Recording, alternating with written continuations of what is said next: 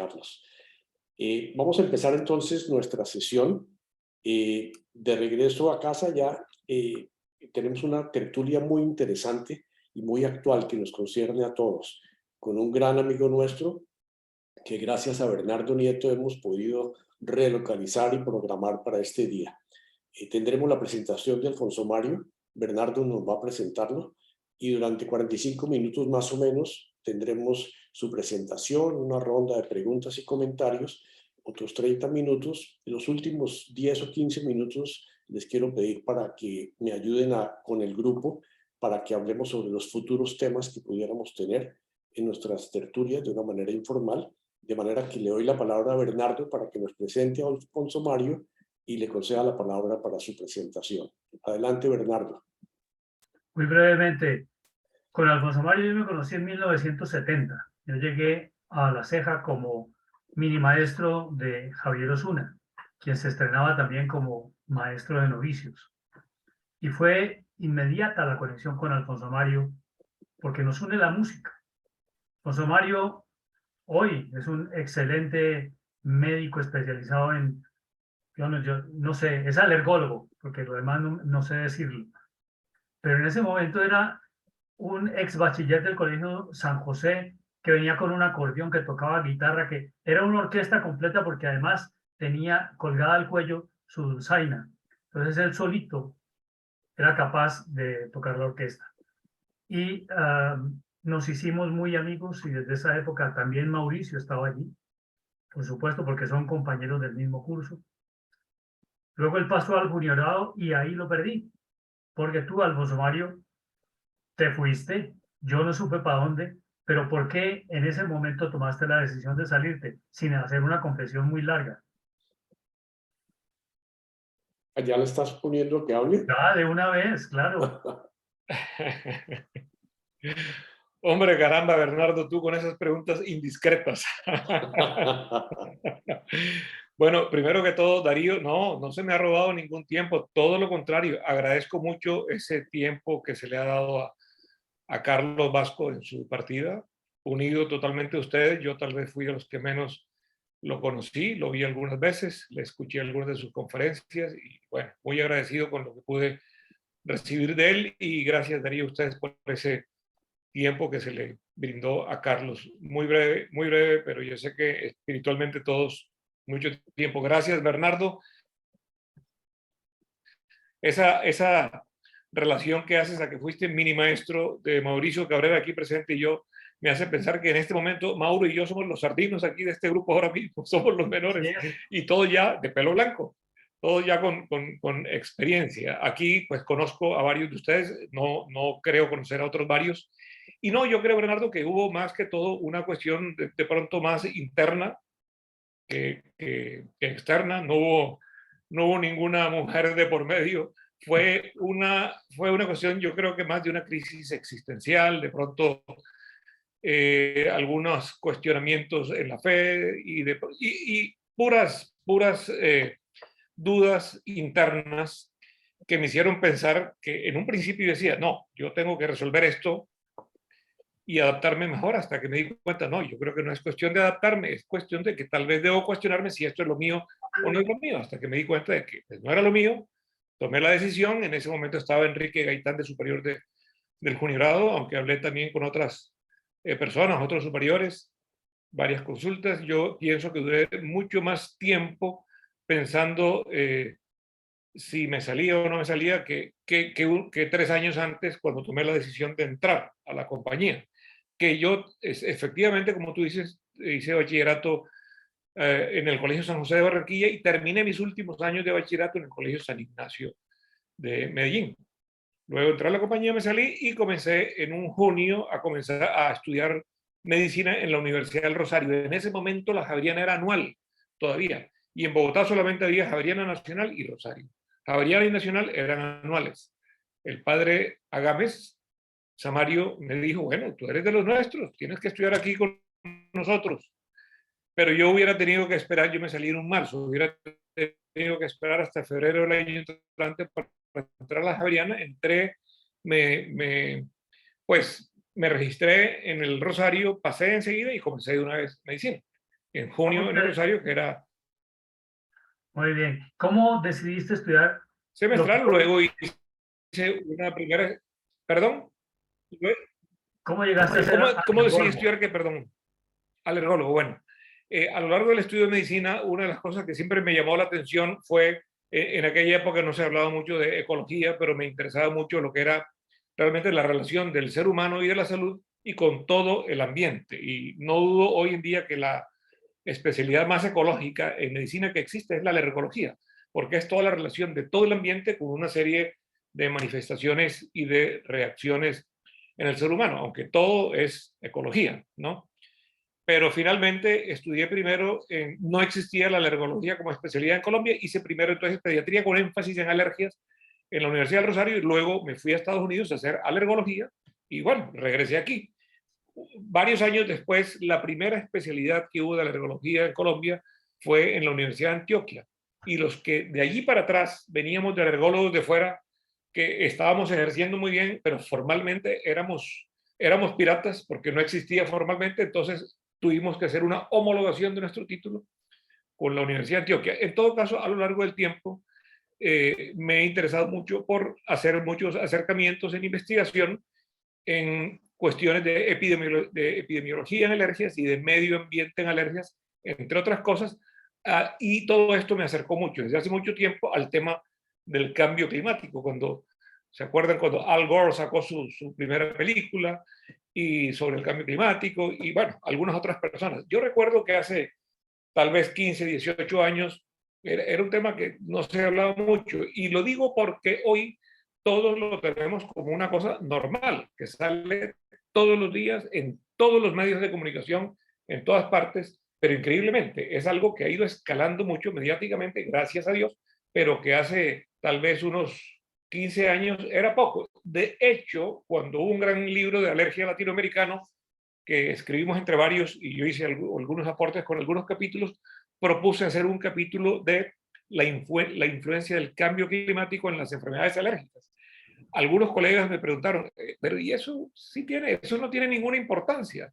Escribe de otras cosas. Bueno, de hecho escribí otras cosas. De hecho, tengo un capítulo que es alergia en imágenes.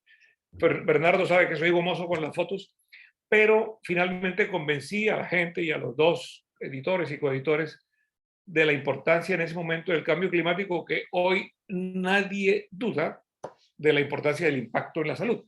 Yo hablaré hoy entonces del cambio climático, su impacto en alergias y en alergias respiratorias, pero voy a hacer también alguna mención a algunos otros impactos en la salud, porque definitivamente esto es una cuestión que nos afecta a todos en nuestro organismo. De paso, la salud de la fauna, la salud de la flora, la salud del mundo, pero hoy me voy a referir a algo de la salud humana. Entonces, básicamente creo que respondo a lo que me preguntabas, Ya Bernardo. está todo respondido. La mejor presentación la hiciste tú, casado con Marcelita. ¿Cuántos hijos? 3 hijos, ya grandes, Muy ya bien, profesionales. maravilloso. Estamos en tus manos y en tu sabiduría, Poncho. Bueno, voy a compartir la pantalla, Bernardo. No sé si en este momento se ha compartido. Perfecto. Y ya se compartió en modo presentación. Sí, perfecto. Ok, o sea que podemos, bueno. Entonces, cuando yo pongo aquí el nombre, la palabra epigenética, quiero hacer una aclaración muy sencilla. Cuando comenzaba este tema, epigenética, ¿qué es epigenética? Alguien decía, epigenética es el mundo y tú. Epigenética es todo lo que te rodea y tú. Epigenética es la influencia que tiene precisamente el medio ambiente en la salud, en el organismo, en los organismos de las plantas, en los organismos de los animales, obviamente en los organismos humanos. Obviamente que esto de epigenética es fácil decirlo en esta forma como lo he tratado de escribir demasiado simplísticamente, pero es un tema sumamente complejo. Yo no soy especialista en epigenética, pero todos vivimos la epigenética y tiene que ver con todo esto que estoy poniendo aquí en el título: cambio climático, epigenética, impacto en la salud humana.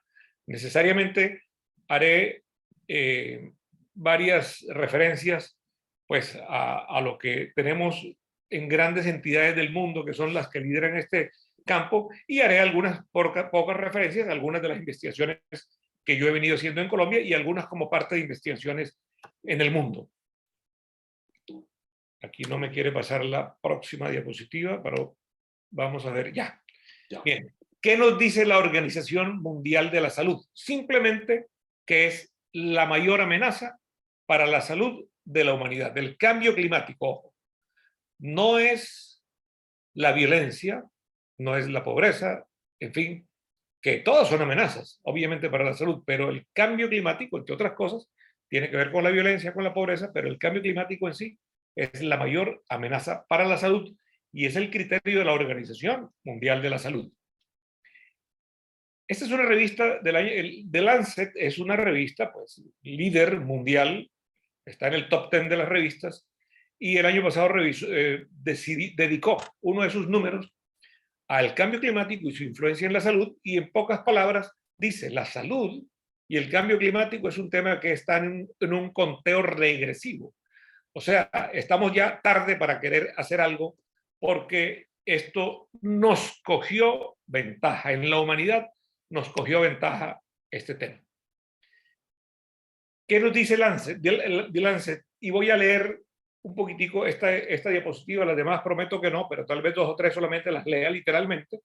¿Y qué nos dice esta revista y estos investigadores que publican? Si se continúa produciendo la misma cantidad de emisiones de carbono y propiciando el calentamiento global y el aumento de las temperaturas, la vida de cada niño hoy se verá profundamente afectada por la crisis climática. Bueno, de hecho, ya está profundamente afectada, pero lo que quieren decir es, ya desde que el niño nace, desde que está inútero, de hecho, ya está siendo afectado y muchas veces severamente por la crisis climática.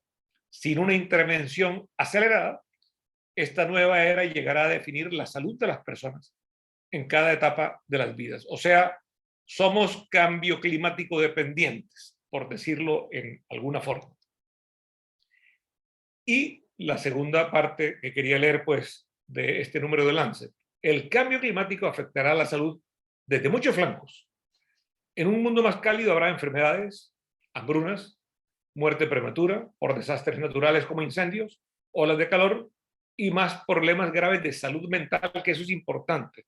De los problemas de salud mental, tanto por todo lo que está sucediendo como por directamente influencia de contaminantes en el cerebro.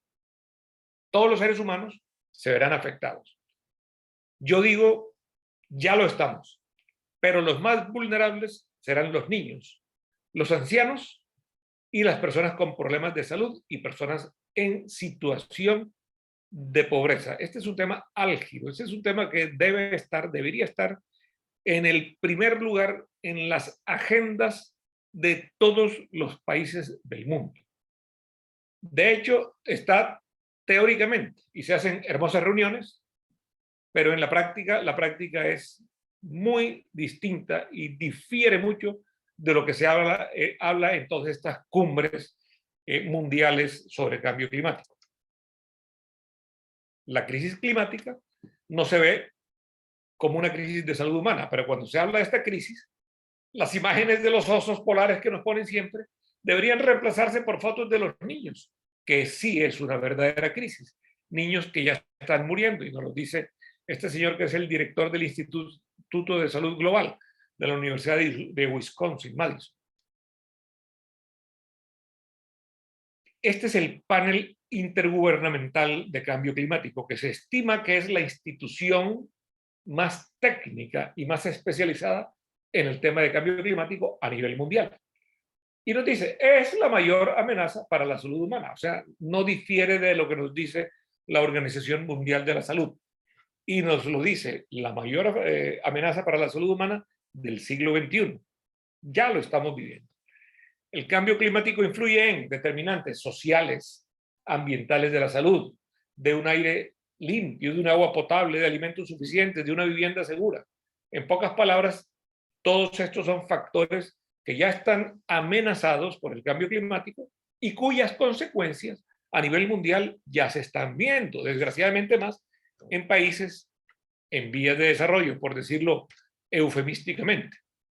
Este gran libro de alergia es el que yo les mencionaba, y este es el primer capítulo de mis contribuciones en este libro, que es calentamiento global y alergia. Pero entendamos que esto fue escrito tal vez en el 2014, 2013, por ahí, hace unos 9 años.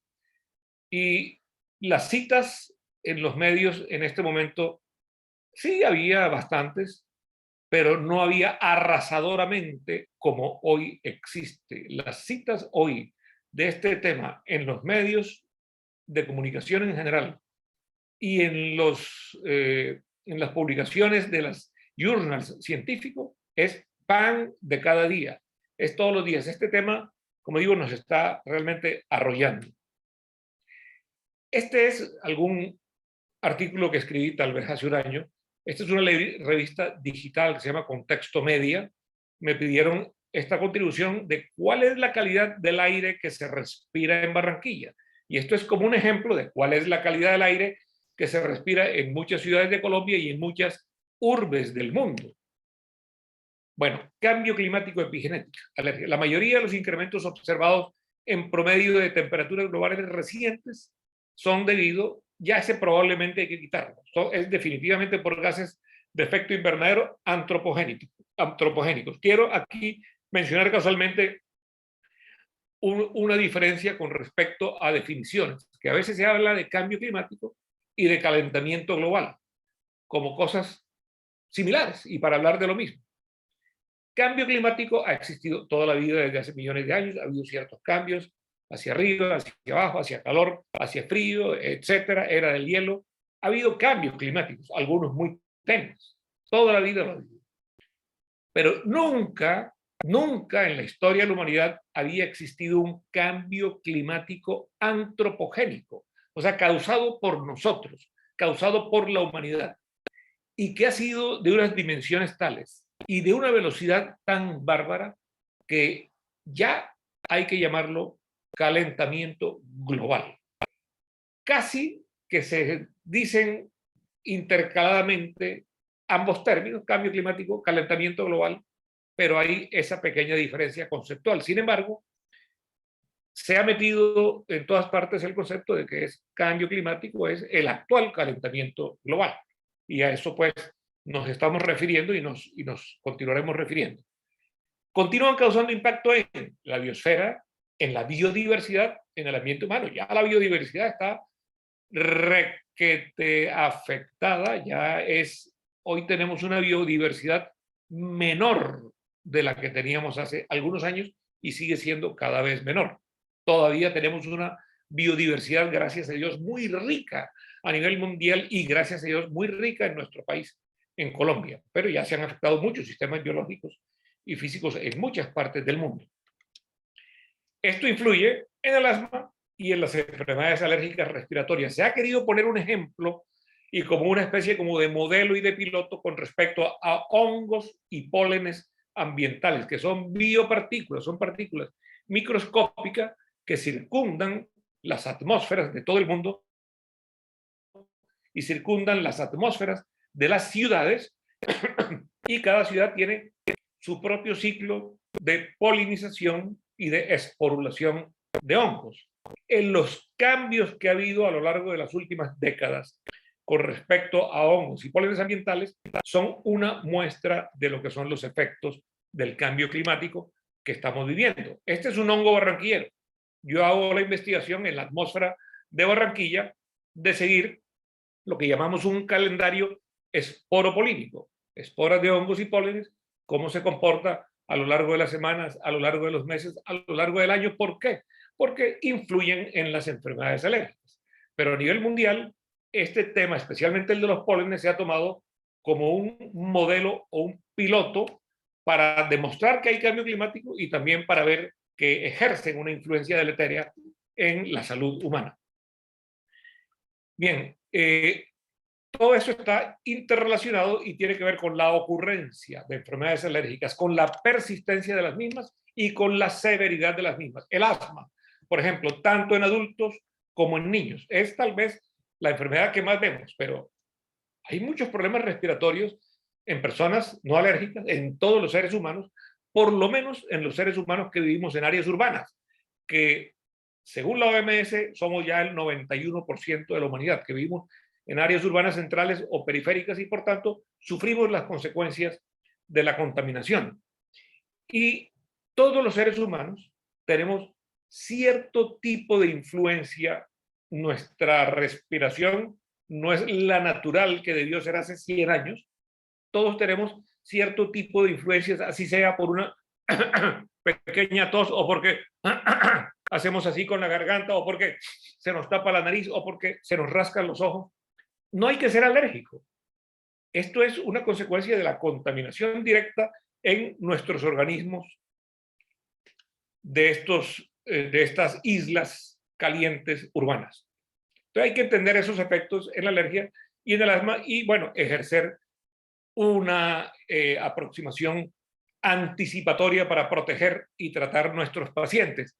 Facilísimo decirlo, pero definitivamente esta acción anticipatoria tiene todo que ver con las entidades gubernamentales y públicas principalmente. Ejemplos rápidos, los alergenos de los pólenes del hemisferio sur. Polinizan en ciertas épocas, sobre todo en verano, sobre todo en otoño y en primavera. En otras épocas, como invierno, no polinizan. 2 décadas de cambio climático en Estados Unidos, por el cual se ha demostrado que los pólenes exhiben mayor alergenicidad. Los pólenes del cambio climático son más peligrosos que en su estado natural hace algunos años. En India y Surasia, evidentemente, el CO2, los gases de efecto invernadero, son causantes de esto. En Japón se ha visto que el inicio de las etapas de polinización es más temprano, en primavera y en otoño, y es más tardío, o sea, es más amplio, pero también es más alto. Hay mucha mayor cantidad y ha habido un gran aumento de cantidades de pólenes anemófilos, o sea, los que van por el aire, no los que polinizan los insectos y las abejas de flor en flor, que son los entomófilos y no producen alergia a los pólenes. Pero los anemófilos que van por el aire y respiramos todos son los que sí producen alergia. Pues en Japón hay más pólenes, hay más tiempo de polinización. En Asia-Pacífico, incremento de enfermedades alérgicas en proporciones epidémicas. Y esta es una parte, una muestra de mi estudio en Barranquilla, año 2008-2010, en que tenemos una curva de polinización que es más perenne. No tenemos esos picos bárbaros de primavera o picos bárbaros de otoño como tienen muchos en el hemisferio norte y hemisferio sur, pero tenemos pólenes a lo largo de todo el año. ¿Y qué se ha visto? Que cuando esos pólenes ingresan a la contaminación urbana, se vuelven pólenes más potentes alergénicos. Este es un polen del campo, a la izquierda.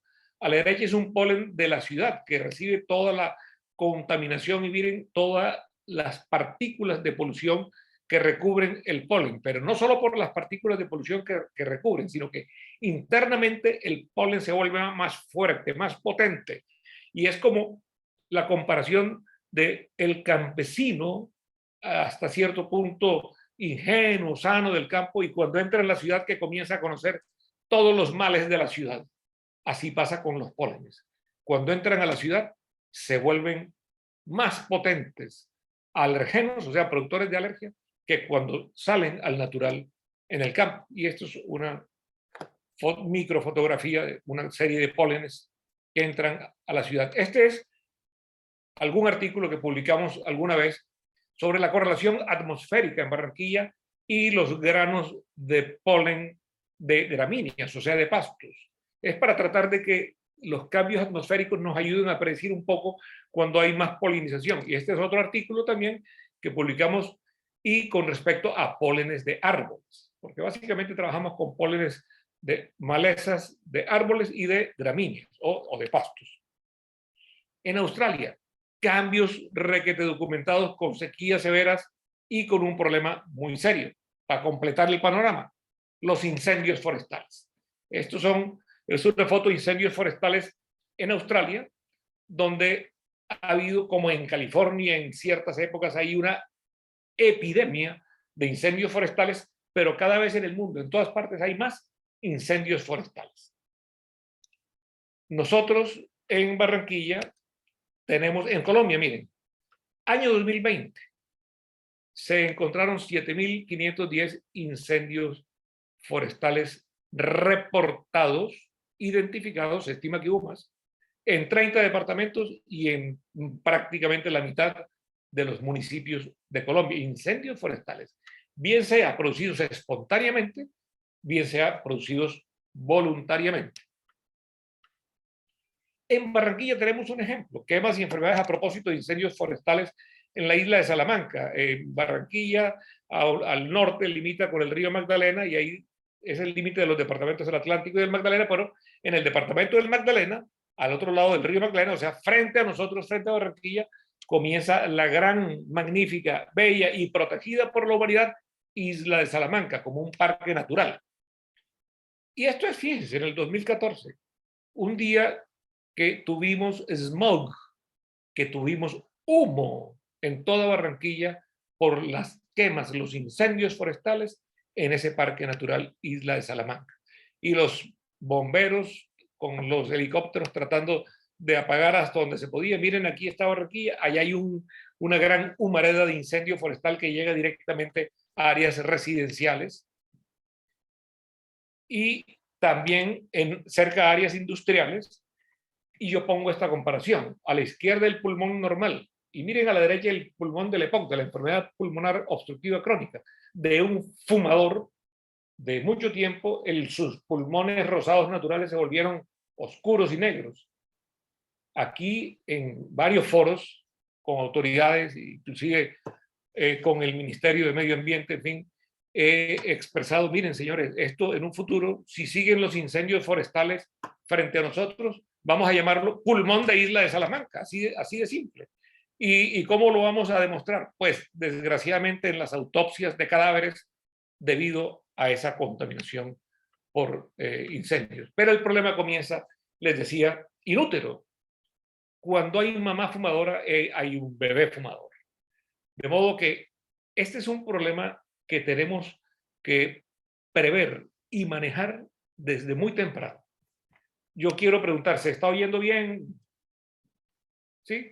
Perfectamente, Alfonso. Hubo un problema con la luz, pensé que esto se había afectado. Gracias. No, está perfecto. Gracias. Entonces miren cuán tempranamente tenemos que comenzar a trabajar desde el bebé inútero. Hay que hacer prevención. Bien, y el panel intergubernamental de cambio climático saca pues una de sus publicaciones muy buenas, que es con las bases físicas sobre el cambio climático del año 2021, donde hablan de, a nivel mundial, a la izquierda está Norteamérica y Sudamérica, acá está Europa, Asia, acá está Australia, de las zonas que van a tener calores extremos, casi todo el mundo. De las zonas que van a tener alta precipitación, bueno, una gran parte del mundo, más en Europa, más en Asia, en algunas partes de Sudamérica, en algunas partes de Norteamérica. Las zonas afectadas por la agricultura afectada por sequías, grandes partes del mundo. Y estos son escenarios. El escenario azul es un cuento de hadas, eso no lo vamos a ver nosotros.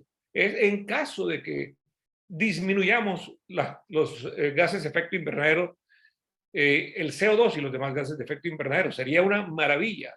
Pero el escenario más probable es este o este de aquí, en que va a continuar tremendamente la contaminación, por tanto va a continuar tremendamente los impactos del cambio climático y la influencia en la salud pues, de nuestros hijos, de nuestros nietos y de nuestros bisnietos. Si esto sigue así, que hasta el momento todo indica que esto sigue así.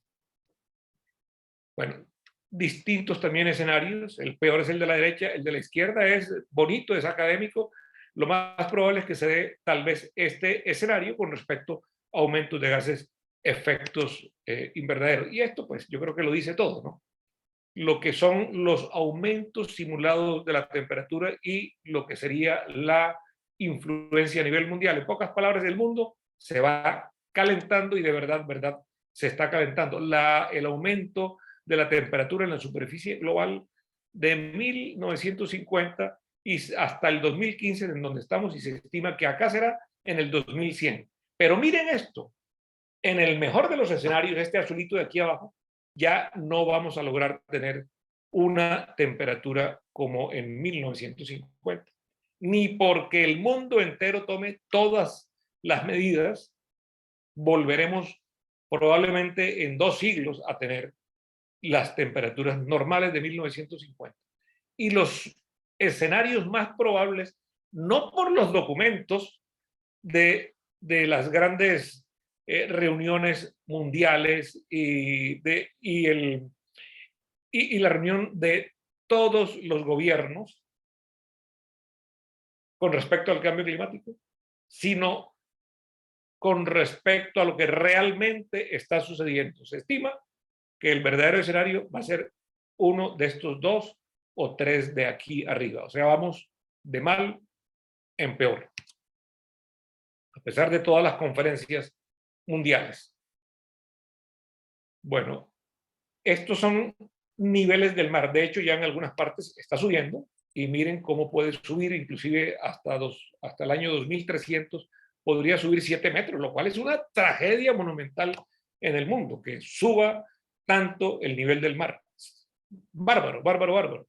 Pero ya llevamos unos cuantos niveles arriba de lo que antes fue el nivel del mar. Esto simplemente lo pongo para mostrar que el DNA, o sea, nuestro sistema genético, el DNA es uno, probablemente inmóvil en su estructura, pero muy móvil en su expresión. Metilación se llama a la influencia de cualquier cuestión del medio ambiente en el DNA y que se exprese en una o en otra forma distinta. Por ejemplo, si comemos muchas frutas y verduras y respiramos un aire limpio, tendremos una metilación favorable. La expresión del ADN va a ser muy buena, inclusive se va a expresar en varias generaciones posteriores a nosotros. Si respiramos un aire tremendamente contaminado y nos exponemos a la comida chatarra y a 1000 otras cosas, pues la metilación va a ser negativa. Y la expresión de nuestra carga genética va a ser distinta y va a ser negativa aún para nuestra descendencia en 1, 2, 3 o 4 generaciones. O sea, el problema es no solo de hoy, el problema es de un futuro y no tan inmediato, de un futuro también lejano. Epigenética de la alergia de alimentos indica es que el cambio climático no es solo aire, el cambio climático es también lo que comemos. Y hay una diferencia enorme entre comer frutas y verduras o entre comer comida chatarra o comida procesada, por poner un ejemplo. Esta es una publicación que hicimos en Long hace unos, no sé, 5 años tal vez, sobre el título de arriba dice lo que es la conclusión de nuestra investigación. La dieta y la enfermedad y la salud respiratoria en niños de 11 países de Latinoamérica. Este estudio lo coordiné en 35 ciudades de Latinoamérica, en 11 países, sobre qué relación había entre la dieta en niños y en adolescentes y su influencia en 3 entidades alérgicas: asma, rinitis alérgica y dermatitis atópica, una forma de alergia de la piel. Bueno, este es el título que les había mencionado y esta es la primera parte, la primera página de nuestro artículo en ese momento. Y pongo simplemente 2 ejemplos. El ejemplo aquí de 6, 7 años de niños que comen comida rápida. Todo lo que está a la derecha de esta columna es factores de riesgo. Entonces es un factor de riesgo grande para las alergias. Miren, en Brasil, Chile, Colombia, México, Panamá, Uruguay, Venezuela. O sea, comer comida chatarra, riesgo para las alergias. Yo entre paréntesis digo, riesgo para todo nuestro organismo. Lo que pasa es que esta investigación la dirigí a estos procesos de alergia, que es lo que científicamente se ha podido demostrar en este momento. Y en adolescentes pasa lo mismo. Aquí más países participaron. En adolescentes pasa exactamente lo mismo. Comida chatarra, problema para el asma, para la rinitis y para la dermatitis atópica en niños y en adolescentes, y eso es extrapolable para nosotros los adultos. Al revés, aquí están los niños, aquí están los adolescentes. Cuando comen frutas y verduras mínimo 3 veces por semana, se convierten en factores protectores. Estamos a la izquierda de la línea de riesgo, de modo que tiene que ver con todo en nuestra genética, en la metilación. Esto es epigenética. Comemos bien, buena epigenética. Comemos mal, mala epigenética. Pongámoslo así de simple. Este es el resumen. Este artículo fue publicado en Nutrients. Este es otro artículo publicado en Nutrients, otro artículo, perdón, que fue un par de años antes de esa investigación que la hice solo en Colombia. Pero efectivamente el resumen es el mismo que les acabo de decir de toda la investigación que hice en toda Latinoamérica. Dieta sana, dieta natural versus comida chatarra. Bueno, otro aspecto, migración de insectos y cambios en la alergia, en los venenos y en enfermedades infecciosas. Esto lo dice todo. Miren lo que eran colonizaciones de insectos de la Aedes aegypti antes y de lo que va a ser en pocos años. Cada vez el Aedes aegypti va subiendo más al norte, va bajando más al sur y va cubriendo, por ejemplo, en África, aquí había esta colonización. Acá habrá una colonización bárbara, bárbara. Aquí a Australia les va a llegar también. A medida que la temperatura aumenta, el Aedes aegypti aumenta también y aumenta en metros sobre el nivel del mar. Antes era sobre el nivel del mar, ahora en 1700, 1800 metros sobre el nivel del mar va llegando casi a los 2000 metros. O sea que esto es un hecho. El cambio climático afecta la biosfera. Altera la productividad agrícola. Produce patrones cambiantes en diversidad y distribución de especies naturales, como lo habíamos mencionado al principio. Migran las pestes y los vectores, que también afectan la polinización, pero también las enfermedades infecciosas por vectores. Facilita la entrada de nuevas especies de plantas invasivas en nuevas áreas. Plantas que eran solamente de tierra caliente, de tierra templada, se van ahora también a tierra fría. Eso produce unos cambios ecológicos importantes. Y la duración y la floración de la polinización, que les había dicho a nivel mundial, por tanto más alergias. Y la alergenicidad alertada de pólenes y esporas de hongos, que tratamos hace un momentico. Este es el resumen de lo que les acabo de decir. El cambio climático afecta la biosfera. Al afectar la biosfera, afecta indefectiblemente nuestra salud. Para completar, el asma de las tormentas. Cuando hay tormentas, los pólenes, como este que está aquí, se degranulan más y hay más alergias. Esto es simplemente una muestra de cómo actúa ese asma de las tormentas por la degranulación de los pólenes. Completemos, como decimos aquí, y para remate, para cabo de remate o para completar, ahora hablemos de los modelos de las tormentas de polvo. Aquí en Colombia recibimos este número 5, lo recibimos en Colombia, que es la tormenta de polvo del desierto del Sahara que se viene acá y llega a gran parte de las islas del Caribe, del norte de Colombia, pero en algunos años también ha afectado, por ejemplo, Bogotá. Las tormentas del desierto traen un montón de contaminantes inorgánicos y un montón de contaminantes orgánicos. El mundo está interrelacionado y estos fenómenos son cada vez más fuertes y cada vez más distantes a medida que las temperaturas van aumentando. El cambio climático va afectando la biosfera. Tormentas del desierto traen también hongos y bacterias, o sea, también son potencialmente productoras de más procesos infecciosos. Esta es una curva de hongos en la atmósfera de Barranquilla a lo largo del año, que tenemos nosotros en nuestra atmósfera hongos por doquier, los respiramos todo el año.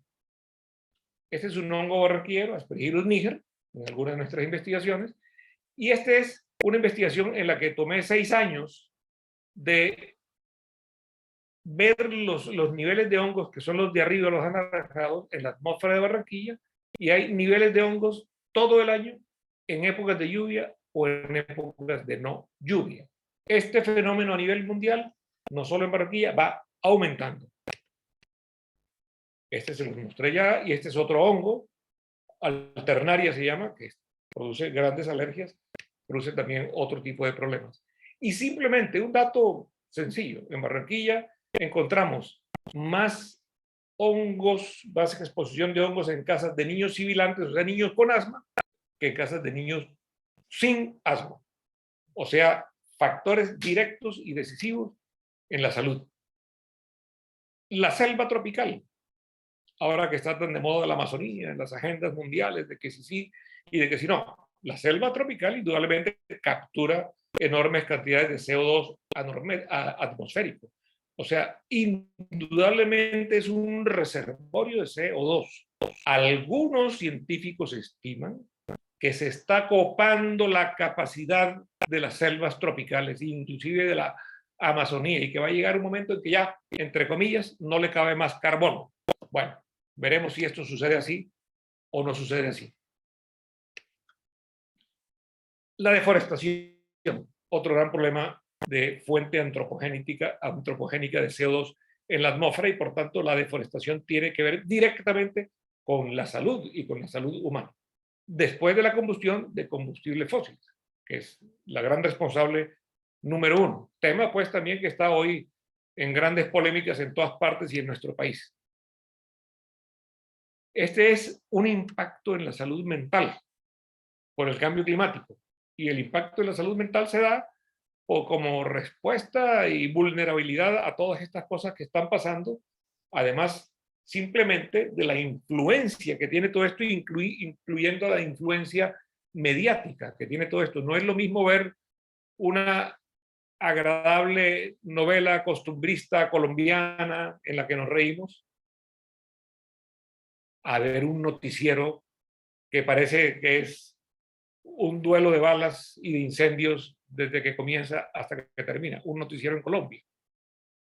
Los noticieros con este tipo de noticias influyen negativamente en la psiquis de todos nosotros. Las noticias, entre comillas, las malas noticias y las noticias de violencia y las noticias de cambio climático influyen también negativamente en la psiquis. Además de que se han encontrado a nivel cerebral partículas de contaminación que influyen directamente en el cerebro, en muchas formas, habidas y por haber, que pues hoy no nos vamos a quedar en eso. Y esta es la vulnerabilidad que existe en el cambio climático y que se estima que va a existir más en África Central. Pero miren aquí esta esquinita de Colombia, que en Sudamérica posiblemente somos algunos de los de más riesgo, y en general en áreas tropicales, más que en hemisferios muy sur y que en hemisferios muy norte, muy sur y muy norte, que también van a sufrir esas consecuencias probablemente en menor intensidad. Bueno, estas son las proporciones nuevamente de CO2 en la Tierra, en los océanos, el balance de la metilación después de la exposición a la polución. O sea, cuando hay polución, esa metilación o ese cambio en la expresión de nuestro ADN, de nuestra carga genética, es tremendo. O sea, nuestra epigenética mundial en este momento está en riesgo en el sentido de que es una epigenética hacia cambios adversos en nuestra salud por todo esto que estamos viviendo. Este es un texto de inmunología y alergia clínica dedicado hace también, en febrero del año 21, el año pasado, solamente a la alergia y el cambio climático. O sea, esto está en todos los medios. Uno lo ve en periódicos, en revistas, en televisión, en radio, en todas partes, este tema. El tema de la alergia alimentaria es importante, es que está bien, nosotros respiramos constantemente, pero comemos por lo menos 3 veces al día, o algunos 2, algunos una vez al día, algunos pocos, otros más de 3, pero estamos comiendo. Y los factores que conducen al desarrollo de alergia alimentaria en este momento en niños y en adultos, el por qué no está claro, pero el hecho es que cada vez lo estamos viendo más. Bien, vuelvo a decir, la epigenética es todo lo que comemos, además de todo el contacto que tenemos con el mundo y todo lo que respiramos. Quiero poner un pequeño ejemplo. Si un niño es amamantado por su madre, por lo menos 6 meses, va a tener una epigenética favorable. Si a ese niño desde que nace se le da un teterito, y hoy cada día la industria de las leches, de las latas, de las fórmulas infantiles está más en boga, y si a ese niño se le da un teterito de estos, va a tener una epigenética que va a poner en riesgo muchos aspectos de su salud, y tristemente eso está pasando mucho. Bueno, este tema creo que aquí podríamos demorarnos mucho, pero yo creo que más o menos el resumen de la parte de la alergia alimentaria es lo que les acabo de decir. Esto es, digamos, la cadena del DNA. Este es un cromosoma. Y estos puntos amarillos son donde llegan influencias externas de nuestro mundo que respiramos, que comemos, que tocamos. Y es donde se producen las metilaciones. El DNA en sí es el mismo, pero la forma como se expresa es distinta. Es la famosa metilación. Es lo mismo. Esta es mi mano, es única, pero una cosa es que yo haga así, otra cosa es que yo haga así, otra cosa es que yo haga así, otra cosa es que yo haga así. La expreso en forma diferente, pero es la misma mano. La expresión es lo que cuenta. Y estos son estudios hechos, por ejemplo, en el Reino Unido sobre los problemas graves de metilación que estamos sufriendo. Y el DNA es como una gran biblioteca. Y lo que entra por fuera, puedes coger un libro, puedes coger otro libro, puedes coger muchos libros y puedes cambiarlo y puedes ponerlos en una página. Y no es lo mismo que leamos un libro a que leamos otro libro. Y no es lo mismo lo que nos enseña un libro a lo que nos enseña o no nos enseña otro libro. Eso pasa con el DNA y eso pasa con el DNA a nivel cerebral. Como les mencionaba y les digo, les reitero una vez más, no solamente por tanta influencia externa de tipo psicológico, de tipo informativo, de tipo emocional, sino también por influencia directa de muchas partículas de contaminantes que han llegado a distintas áreas del cerebro y tienen ya alguna influencia, inclusive se habla de que pueden tener alguna influencia en el futuro Alzheimer y en otro tipo de manifestaciones neurológicas. Grave, grave, grave, porque todos estamos expuestos a esto. Este es uno de los ejemplos de la influencia del cambio climático en la salud humana o el impacto en la salud humana. Bueno, ni hablar de las leches de fórmula y de los medicamentos y de los alimentos procesados. Ya ustedes saben, pues, lo que he querido decir con todo eso. Estas son, miren, las leches de fórmula. Yo a veces veo esto en un sitio y digo, caramba, no hay cama para tanta gente. O sea, no hay tanta patología en tantos niños recién nacidos para darle tanta variedad de leche, por Dios. Indudablemente que el marketing aquí juega un papel demasiado grande y hoy son muchas las madres que no quieren lactar a los niños porque yo le doy esa leche y es lo mismo. Y obviamente que no es lo mismo. Por supuesto que no es lo mismo. Bueno, nuevamente aquí tenemos un DNA y este es un punto de metilación. En pocas palabras, aquí tenemos el ejemplo de cómo el cambio climático influye e impacta nuestra salud humana. Este es un tipo en el malecón de Barranquilla con su par de cuerdas y ve, se parece al DNA, a un ADN nuestro. El tipo obviamente que lo está moviendo y de pronto lo mueve más rápido. Sí, ese es el DNA que se puede expresar en formas distintas. Este es el ejemplo que les ponía de cómo tempranamente en la vida pueden comenzar los problemas. Y estas son partículas de carbón en la placenta humana de una madre fumadora o de una madre expuesta a la contaminación. El impacto en la salud comienza desde que antes que el pobre niño sepa que él siquiera existe. Bueno, y estos son simplemente algunas explicaciones inmunológicas de las enfermedades pulmonares por el cambio climático. Algún artículo de asma en Latinoamérica donde probamos que, bueno, tenemos simplemente mucha asma en toda Latinoamérica. Este es un actual estudio que se está llevando a cabo en Barranquilla como parte de un estudio, pero miren qué interesante, como parte de un estudio mundial global, 2021 y 2022. Miren esto interesante, es un pequeño ejemplo. Miren las horas que pasan los niños y adolescentes sentados frente a una pantalla, frente al celular, a la tablet, a la computadora o a la televisión. Eso implica que están respirando un aire muy restringido. Yo le digo los niños del metro cuadrado, porque de allí no salen. Y mueven los músculos estos y estos músculos orbiculares. Casi que no mueven ningún otro músculo. Esos niños están expuestos a una máxima contaminación, que es la contaminación intradomiciliaria, aparte de todos los problemas que conlleva estar sentado tantas horas un niño tan pequeño frente a una televisión. Todos los problemas de todo tipo. No es el objeto tampoco de esta charla, pero es un problema serio y grave. ¿Por qué? Muchas veces los padres se van al trabajo, dejan los niños donde los abuelos, llega un momento en que después de 1, 2 o 3 horas los abuelos se cansan, tomen, y le dan esto, y el niño dura ahí 2, 3, 4, 5, 6 horas feliz de la vida. Grave problema emocional, intelectual y también físico y fisiológico. Un ácaro barranquillero, un polen barranquillero. Y esto simplemente es para entender que todas estas influencias ambientales llegan a la madre embarazada, al niño, y tienen problemas transgeneracionales.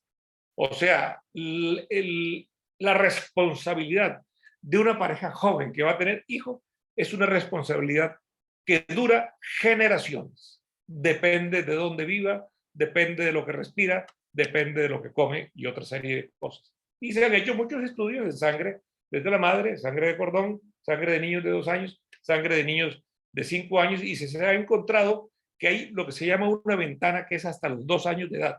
Desde que el niño nace y los 2 primeros años es clave, es fundamental lo que coma, lo que respire, además, obviamente, del afecto paterno y materno, porque esos 2 años van a ser muy determinantes de lo que va a ser el resto de su vida. Yo quiero aquí solamente referirme a lo que va a ser desde el punto de vista de su salud, aparte de que sabemos que es fundamental de lo que va a ser el resto de su vida también emocional e intelectual.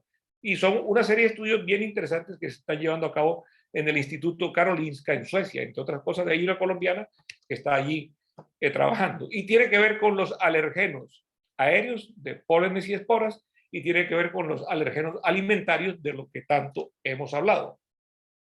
Bien.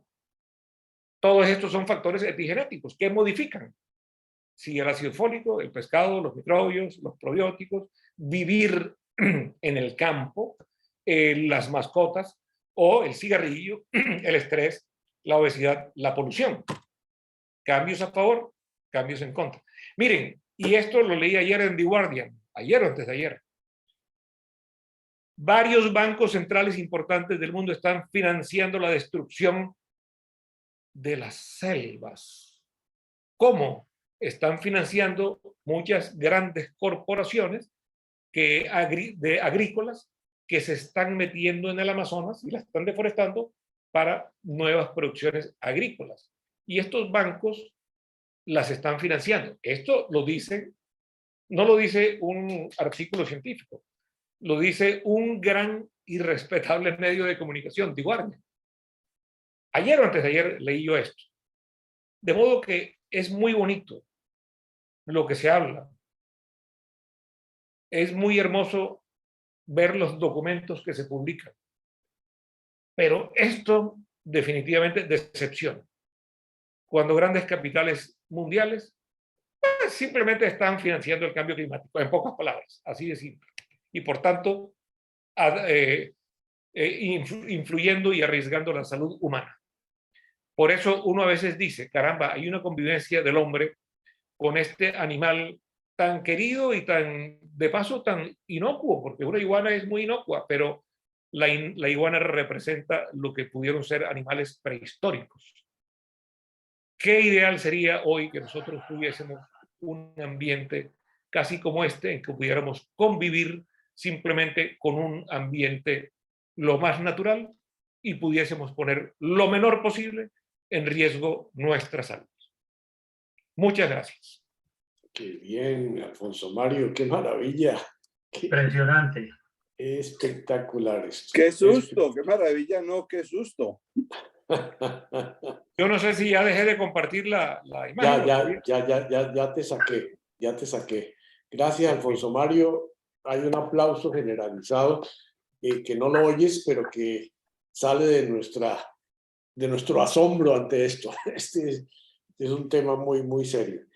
Bueno, vamos a abrir ahora unos minutos para preguntas, comentarios. Les ruego que levanten la manito electrónica cuando quieran hacer preguntas. No hicimos todavía, está Luis Guillermo y ahí vamos. Si pueden levantar la mano electrónica, Guillermo, Jaime y Alfredo. Estos tipos están acostumbrados a las manos físicas, pero ahí vamos, pues. Adelante, Luis Guillermo. Bueno, yo quedé supremamente impactado con esto. No digo que asustado porque No, a mí personalmente no me irá a tocar ese montón de cosas. Ya faltará poquito.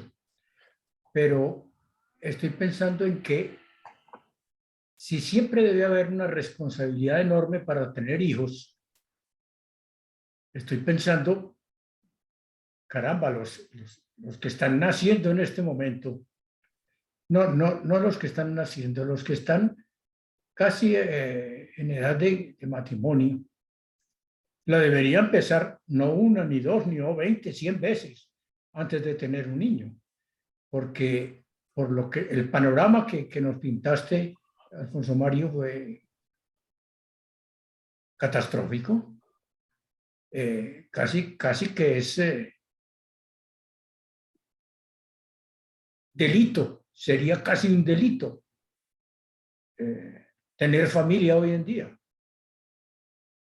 No sé qué me digas al respecto.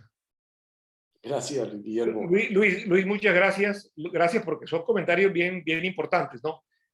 Tú dices que, bueno, ese es un panorama que ya no me va a tocar. Lo que pasa es que ya es un panorama que ya nos está tocando y nos está tocando desde hace muchos años a todos los que vivimos. ¿Qué sucede? Que no somos conscientes, porque nosotros convivimos ya en una forma de vivir, de ser, de manifestarnos, en fin, que tal vez no nos damos cuenta, porque estos cambios vienen sutiles como ver crecer un niño. Pero se van dando los cambios y nosotros los vivimos en alguna forma ya, ¿no? Yo diría, caramba, que no es un delito, imposible decirlo así, ¿no? Porque los niños que nacen hoy, obviamente, se les puede facilitar el mejor ambiente posible dentro de una ciudad contaminada en la que inevitablemente vivimos el 91% de la humanidad. Aspiramos que se puedan dar unos ciertos cambios genéticos de adaptación que son más lentos de lo que quisiéramos para poder vivir con esta nueva realidad ambiental, ¿cierto? Pero sí son muchas las cosas que se pueden hacer en nuestra casa, ¿no?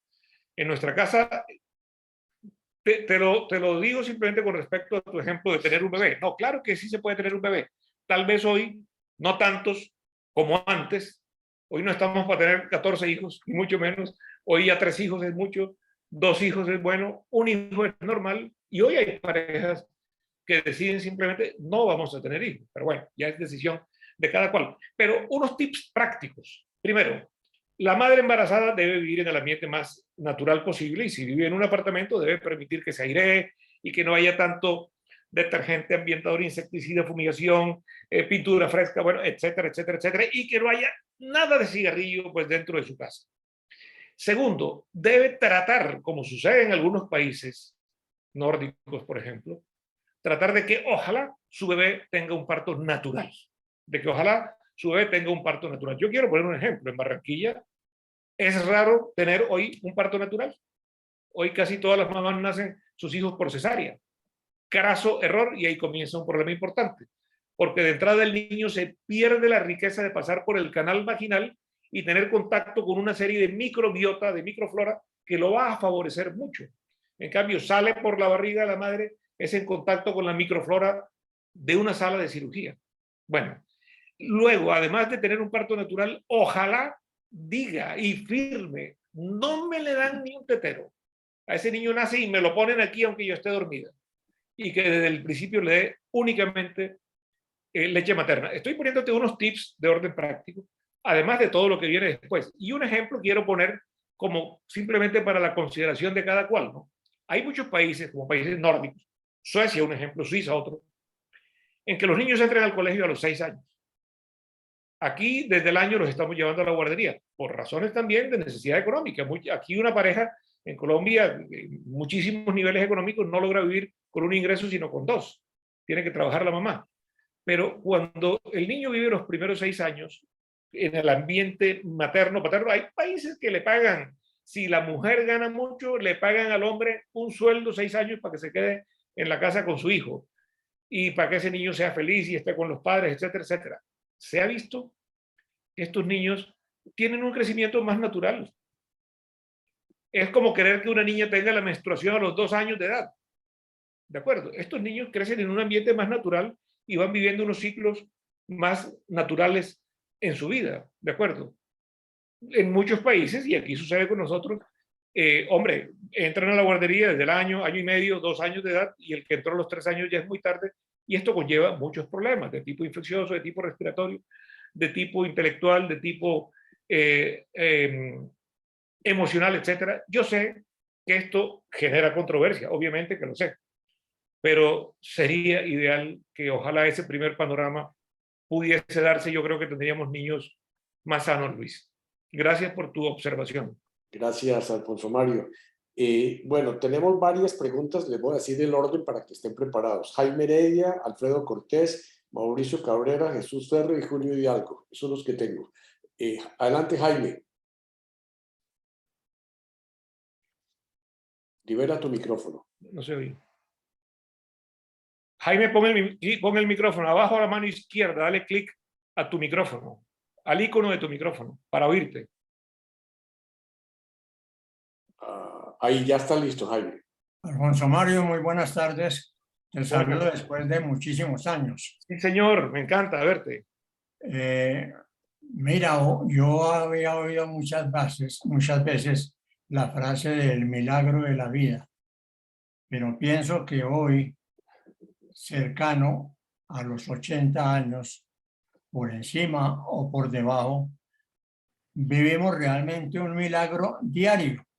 Después de que te escucho con todas esas afirmaciones y estudios que has hecho, que realmente me dejan absolutamente impresionado, no sé si más que a Luis Guillermo Arango. ¿Qué se está haciendo realmente en este tema? Por ejemplo, de la alimentación y de la respiración de los niños en Colombia, digamos, en Colombia. Bueno, mira, yo te quiero poner un ejemplo que no es de Colombia. Te quiero poner un ejemplo que seguro que lo hay en muchos países del mundo, de España. España tiene un documento bien interesante que es como la protección a la salud alimentaria del pueblo español. Y ellos se ocupan de que esto pueda ser bien difundido, de cuál debe ser la alimentación normal, la natural, en fin. Y yo conocí este documento por casualidad porque me di cuenta que estas 2 investigaciones mías son unas de las que soportan ese estudio. Mira qué interesante. Aquí a la gente le digo, miren, si allá en Europa creen en nosotros, carajo, creamos nosotros en nuestras investigaciones también. Y creamos en algo simple, simple. Comamos natural, comamos real. No comamos artificial, no comamos procesado. En Colombia yo creo que a nivel público tal vez no se está haciendo, digamos, una gestión tan importante como debería hacerse, porque es gratis. Yo me ocupo en todas las consultas, en todas, sea con adultos o sea con niños a sus padres, en todas, pues porque dura unos segundos diciendo, ¿no? Mira, te recomiendo que comas frutas y verduras todos los días, que tu hijo la coma, y ojalá al menos en casa, al menos, no le den comida chatarra, porque la van a comer en el colegio, en el cumpleaños, pero en la casa no le compres ningún alimento procesado. Por lo menos son pequeños mensajes que uno va dando, y esto es lo que yo le digo a los colegas cuando les dicto charlas y conferencias, sobre todo a los colegas, por ejemplo, pediatras, ¿no? Hombre, por Dios, no perdemos sino unos segunditos en decir ese mensaje gratis que tiene un gran soporte científico. Pero a nivel público, yo sé, Jaime, que es desgraciadamente mucho lo que falta por hacer a nivel alimentario. Y tú preguntabas a nivel respiratorio. Desgraciadamente esto tiene que ver pues con toda la salud pública y con los organismos públicos. En Barranquilla hay un organismo ambiental que se llama ELDAMAP, hoy se llama Barranquilla Verde, que está haciendo cosas buenas, está haciendo buenos monitoreos. Y miren esto interesante, porque yo he trabajado muchas cosas con ellos. A raíz de que yo estudio la contaminación biológica, ellos estudian la contaminación pues, industrial, vehicular, en fin. En los años de la pandemia, miren qué interesante, donde en muchas urbes yo iba a decir de crecer, pero esa palabra en Colombia creo que está prohibida decirla. Quería decir, disminuyó la contaminación ambiental aérea cuando todos nos encerramos 4 meses en la cuarentena. Y entonces hubo casi muy poca utilización vehicular e industrial, etcétera. Y mejoraron los niveles de contaminantes, disminuyeron. Mira qué interesante. Ese fue un modelo piloto interesante, ¿no? De que sí se pueden hacer cosas, pero bueno, hay que equilibrar entre eso y la producción, porque la producción también de ella dependemos para vivir bien. Pero ¿qué sucedió en Barranquilla? Aquí no decreció la contaminación ambiental. En los monitoreos de Barranquilla Verde, que están en 3 sitios de Barranquilla, se encontró que continuaron contaminantes. ¿Y por qué? Por las quemas en la isla de Salamanca. Entonces, mal con ellos, peor sin ellos. ¿De acuerdo? Entonces, fíjense las variables que puede haber. En una ciudad como Quito, tienen el riesgo de la contaminación de las cenizas volcánicas, o en Pasto, por ejemplo, en varias ciudades ecuatorianas. Y así, cada sitio, cada región tiene sus particularidades. Pero, Jaime, desgraciadamente sí se necesita una gran, digamos, acción a nivel público en este sentido. Yo entiendo que en esto hay muchas dificultades, ¿no? Pues la gran industria alimentaria pues también tiene mucho que ver en esto. Ahora, ojo, hay industria e industria. Hay industria alimentaria que hace cosas muy buenas, pero hay industria alimentaria que es todo químicos y que es todo colorantes. Entonces hay que saber qué sí y qué no. Gracias, Jaime. Tema importante, tema sensible, tema controversial. Qué bien. Alfonso Mario, la otra conclusión que saco yo es que llevo 80 años respirando sin saber respirar. Pero si vivimos en una ciudad, ya no sabemos respirar. Y nosotros pues vivimos en una ciudad, ¿cierto? Entonces ya de por sí estamos respirando mal. Pero bueno, pero el aire de nuestra ciudad también tiene cosas limpias, no todo es contaminación. Bien, gracias. Sigue Alfredo Cortés. Adelante, Alfredo. Si no... Alfredo, tienes que poner el micrófono, que lo tienes apagado. Y me da mucho gusto verte después de tanto tiempo, caramba. Pues, Alfonso, era lo que te quería decir después de tanto tiempo. Enviarte un abrazo muy grande. Te recuerdo con mucho cariño, ya tú sabes todo lo que hemos compartido, aunque hayan pasado tantos años. Y felicitarte por todo lo que nos has enseñado hoy.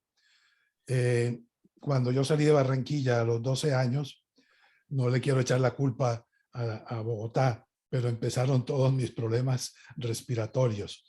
Hoy, afortunadamente, he recuperado mucha parte de esa salud viviendo al pie del mar en Alicante desde hace 12 años. ¡Uy, qué maravilla! Donde tienes una casa, por supuesto.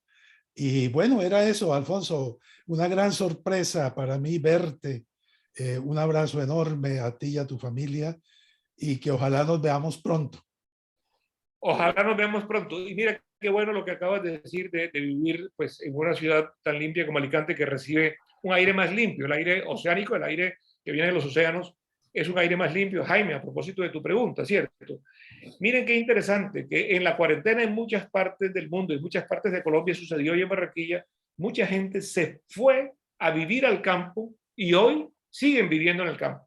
Y gracias al trabajo virtual ya tienen que venir menos a la ciudad, etcétera, etcétera. Entonces son pequeñas formas que se pueden utilizar para tratar de lograr pues un aire más limpio. Qué bien. Gracias, Alfonso Mario. Gracias, Jaime. Mauricio Cabrera, adelante. Mauro, ni te vemos ni te escuchamos. Pon la cámara también, pon el video. También. Bueno, no, realmente ya Alfonso Mario ha respondido en las otras intervenciones la pregunta que yo tenía, pero si quisieras añadir algo de eso. Estamos ante un problema pues que es planetario, que depende de unas fuerzas que nosotros no controlamos, pero la inquietud que le queda a uno como individuo es qué podemos hacer nosotros en nuestro entorno, en nuestro contexto familiar y cercano para mitigar estos impactos sobre el sistema respiratorio y sobre las alergias. No estoy hablando pues de que podamos hacer ni para controlar el cambio climático, porque eso está pues escapa, podemos hacer cosas muy pequeñas, no, a nivel individual, dado que todos tenemos este riesgo grande de los impactos sobre nuestro sistema respiratorio, ¿cuáles serían las recomendaciones? Como te digo, ya he dado algunas, pero si tienes algunas otras que pudieran servirnos. Mauro, sí. No, es bien importante la pregunta, porque pues cada uno vive en su microambiente, y llamemos el microambiente es la casa de cada cual, ¿no? Como tú decías, es imposible que nosotros controlemos la atmósfera pues, de una ciudad, por supuesto que no podemos hacerlo, digamos, individualmente, no podemos hacerlo. Pero dentro de nuestras casas hay varios consejos, y me voy a quedar corto, pero voy a decir algunos, ¿no? Uno, tratemos de que siempre se airee la casa. Muchas veces tenemos el concepto errado de que hay que dejar ventanas cerradas. Por ejemplo, en sitios cálidos que hay aires acondicionados centrales, dejemos todas las ventanas cerradas para que el aire enfríe, etcétera, y en otras partes para que no entre la contaminación de fuera, en fin, un error grave. Cuando dejamos todo un apartamento o una casa cerrada mucho tiempo, muchos días, terminamos respirando un aire viciado, contaminado. Y muchas veces el aire intradomiciliario es más contaminado que el aire de exteriores. Miren qué es interesante. Un ejemplo biológico. Las humedades. Hay una humedad externa. Cuando dejamos una casa cerrada, la humedad interna va aumentando. Y hay más expurgación de hongos y respiramos más hongos. Si aireamos, por lo menos vamos a tener una humedad similar a la humedad que está afuera.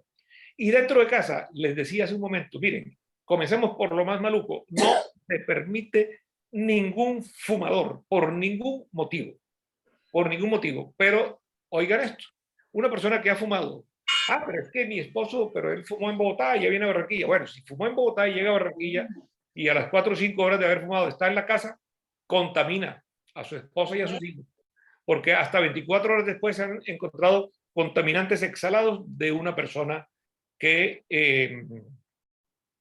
ha fumado. De modo que,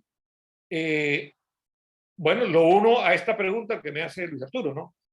Usar tapabocas es bueno. Y lo uno con la contaminación externa. Cuando haya contaminación externa muy grande, caso de las quemas, incendios forestales en Barranquilla, pero en cualquier ciudad, cuando haya contaminación ambiental muy grande, utilicemos las mascarillas NK95. Protegen mucho más que la mascarilla quirúrgica que usamos de rutina, que protege alguito, no protege demasiado.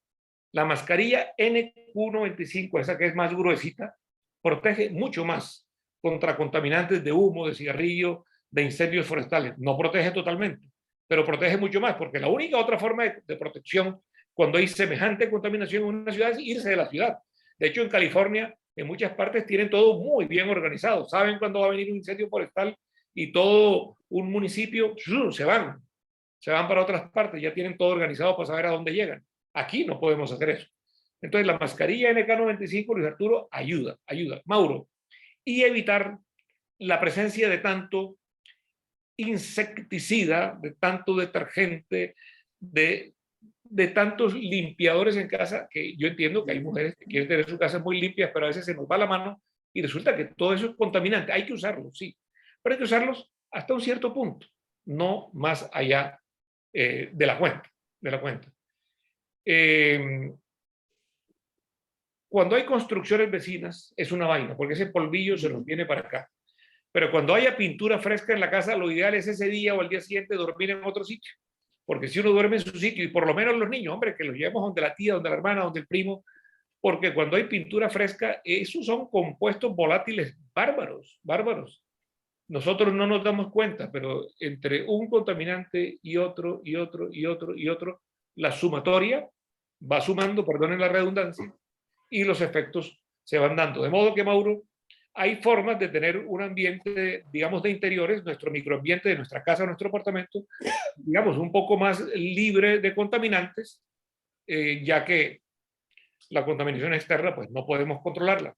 Pero yo insisto, una vez más, comencé con ello, en el cigarrillo. No admitamos en casa a un amigo que fume y que haya fumado las últimas horas, porque nos contamina nuestra casa. Y si hay hijos o nietos, contamina a nuestros hijos y nietos. Qué bien, gracias. Poncho, Adriana quería profundizar un poco algo que dijiste ahora. Claro, Adriana. Hola, Poncho, ¿cómo estás? Bien, Adri, ¿tú cómo estás? ¿Qué ha habido? Bien, me encanta. Bien, muchísimas gracias. Hey. Te estaba oyendo, maravillosa tu charla. Muchas gracias. A propósito de fumadores, quería preguntarte sobre el uso de los inciensos, que eso a veces lo utilizamos mucho para otras prácticas espirituales y demás. Y igualmente el encendido de velas. Bueno, tú conoces a Marcela, mi esposa. ese es uno de mis motivitos de pelea con Marcela, porque ella es medio brujita como tú y le gustan las velas. Y entonces ese es uno de mis motivos también de pelea. Pero es que eso da unos ambientes agradables, no lo dudo, pero las velas y los inciensos son contaminantes, definitivamente son contaminantes, de modo que vale la pena hacerlos en un sitio donde por lo menos, hombre, abramos la ventana, abramos la puerta para que circule el aire. Y Mauro, para que tú y yo no tengamos problemas maritales, tenemos que hacer esas pequeñas concesiones, ¿de acuerdo? ¿Ok? Y miren, ya que mencionas eso, ojo, el vapeo. No lo había incluido, digamos, en la charla, pero hoy está muy de moda el vaping o el vapeo, que son los cigarrillos electrónicos para dejar de fumar. Miren, peor, ha habido muertes por vapeo, ha habido EPOC, o sea, enfermedad pulmonar obstructiva crónica por vapeo, ha habido niños y niñas que, porque como es delicioso, porque tiene un sabor mentolado, que es rico el vapeo, que se han vuelto fumadores por estar vapeando. Y los vapeadores de hoy, los aparaticos, que son unas cositas redonditas, de colores muy bonitos, y en fin, muchos tienen, ojo, marihuana, lo que se conoce, y tienen como 250 compuestos que se desconocen, que son deleterios para la salud. El vapeo es peor que el cigarrillo, más contaminante que el cigarrillo. Bueno, lo digo como un pequeño paréntesis, que es tal vez un mensaje para muchos jóvenes hoy que tienen el vapeo como la gran moda y la bella moda. Pues se están dañando sus pulmones. Y más, porque el cigarrillo y el vapeo no solamente afectan los pulmones, pueden producir cáncer de hígado, cáncer de riñón, cáncer de cuanta cosa. Miren, señores, pueden influir inclusive en la efectividad sexual masculina. Pueden producir al menos distintos pequeños grados de impotencia sexual. Y hablando de la responsabilidad transgeneracional, en la genética también se va transmitiendo. Un fumador, un vapeador, desgraciadamente ya está perjudicando a su hijo que todavía no está concebido. La responsabilidad es muy grande entonces. Qué bien, oye. Gracias, Alfonso Mario. Jesús Ferro, Julio, Bernardo y Vicente. Adelante, Jesús. Alfonso, felicitaciones. ¿Me oyen? Te oigo, Chuchu, sí. Felicitaciones aquí, que estamos viviendo en la misma ciudad, pero no nos vemos. Bueno, y mira, a propósito de ciudades, he visto mucha gente, bueno, bastante gente, que se vienen de Bogotá por razones de hipertensión a vivir en la costa. Bastantes, cachacos, como decimos acá en Barranquilla. Y creo que no es solamente la cuestión de la hipertensión, creo que hay un mejor aire. Pero a pesar del ejemplo que tú ponías de la isla de Salamanca, yo creo que no hay comparación entre Ciudad de México, Bogotá y una ciudad como Barranquilla, que tiene también mucha suelta en los buses y toda esa cosa. Pero creo que hay mejor respiración aquí en el Caribe. Pero tú me corriges. Yo creo que hay mejor aire, mejor respiración. Y más si uno va a Barú, como yo suelo ir con mi nieto, que quedarse en las ciudades. Entonces, esa es una inquietud que tengo, porque en algún momento te oí que todas las ciudades casi son iguales. Yo creo que no. Sí, no, yo me refería, todas las ciudades, todas las urbes del mundo tienen contaminación, no son iguales. Sí. Pero estoy completamente de acuerdo contigo, Chucho, en que en general las ciudades costeras, en general, tenemos un mejor aire, porque nos llega, lo mencioné en algún momento, un aire más limpio del océano, que es una ventaja grande. Gracias a Dios, los incendios forestales en Barranquilla se han ido restringiendo poco a poco por varias intervenciones públicas, privadas y bueno, etcétera, etcétera, etcétera, y se han ido restringiendo, pero definitivamente sí, tenemos un mucho mejor aire que, por ejemplo, Bogotá y Medellín. El paréntesis de Medellín es el siguiente. Yo a veces digo en las conferencias, ¿cuál es la ciudad más contaminada de Colombia? Pues la ciudad del Corralito, y dicen, ¿Cartagena? Y yo, no la del Corralito de Piedra, no, la del Corralito de Montañas, que es Medellín, que es el Valle de Aburrá. El Valle de Aburrá tiene un problema muy serio, porque la contaminación vehicular e industrial casi no tiene por dónde respirar. Por eso, Medellín tendrá que ser obligatoriamente, y ya comenzaron a ser la primera ciudad de Colombia que tenga un parque vehicular eléctrico para disminuir la contaminación vehicular, y por eso, así como se hizo aquí en Barranquilla en muchas áreas de la Vía 40 que le dieron duro con impuestos a industrias para que se fueran yendo y pudiéramos hacer el malecón. En Medellín se está haciendo algo similar para que industrias salgan del Valle de Aburrá y se vayan ubicando en otros sitios, en los alrededores, y por fin el Valle de Aburrá pueda recuperar algo un poco más parecido al buen aire que tuvieron antes por la contaminación industrial y vehicular. Bogotá, Jesús, de acuerdo contigo, Bogotá tiene el área más contaminada de Colombia, que es Puente Aranda. Puente Aranda es una barbaridad. Oigan, y hay una sorpresa. Increíblemente, hay un municipio en Colombia que hasta hace poco fue uno de los 2 o 3 más contaminados de Colombia. Ráquira. ¿Y por qué Ráquira? Por la industria que ellos tienen, tan preciosa del barrio. Entonces tienen muchos hornos semi-industriales, muchos hornos domiciliarios, y casi que Ráquira era hornos de hornos de hornos de hornos, hasta que se dieron cuenta que se estaban contaminando ellos mismos y han sacado eso un poco más a la periferia. Ya hoy Ráquira no es uno de los municipios más contaminados. Están contaminando alrededores. No, pero eso ya se ha difundido, ya se ha extendido, ya no se ha concentrado. Eso sucedió. Eso es interesante, eso de Ráquira, porque cuando estábamos allá, creo que en Santa Rosa, o Alfredo se recordará más que yo, estuvimos por Ráquira y estuvimos durmiendo cerca del cementerio de la Candelaria, y qué susto, porque también incluso no se podía respirar del miedo. Pero fíjate, hay una cosa que te quiero decir, una cosa que te quiero decir, una preguntita corta. Los que somos bibliófilos vivimos en cuartos llenos de libros. Mi cuarto aquí está lleno de libros, hay como 2.500 libros y una cosa así.